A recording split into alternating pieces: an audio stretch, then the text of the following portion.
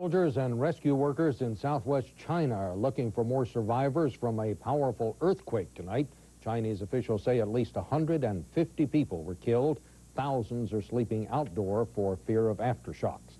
The officials say the quake measured a 7 on the Richter scale.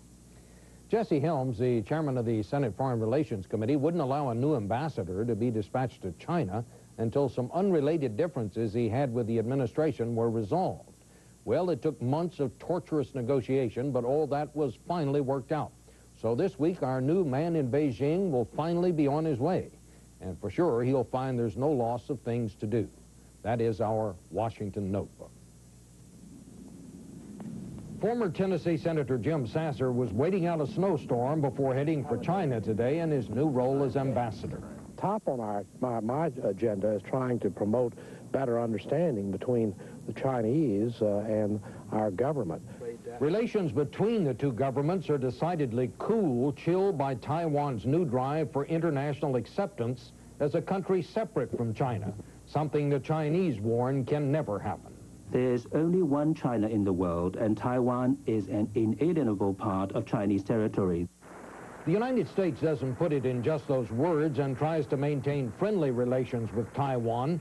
But since the thaw in relations with China that began with Henry Kissinger and Richard Nixon, the United States has assured the Chinese it recognizes only one China, the one on the mainland.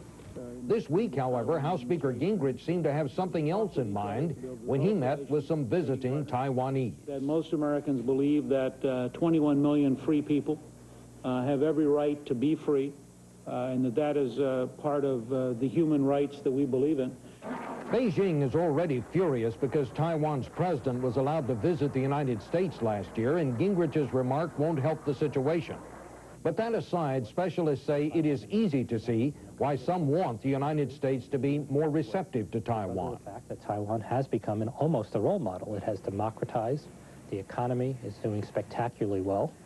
And, therefore, a lot of people tend to simply say, well, Taiwan is good, China is bad, and we should therefore side with Taiwan. The administration insists it has no intention of doing that. We are not, and I hope we do not, embarked on anything like a Cold War with China. But the Chinese government is not convinced, and to show its displeasure has been conducting missile tests and military landings off the Taiwan coast. And it has told U.S. officials it will attack Taiwan if it does not back off its drive for total independence. It is a serious situation. The Chinese view this as a major sovereignty issue. Senator Feinstein has just returned from meetings in China and is alarmed at the low state of relations. Our relationship needs a great deal more attention. It zigs and zags, really based on every new human rights revelation. No wonder then that as Sasser prepared to leave today, one of his first assignments was simply to look for some way to clear the air. There's a lot of misunderstanding, I think, between the leaders of China and some of the leadership of the United States.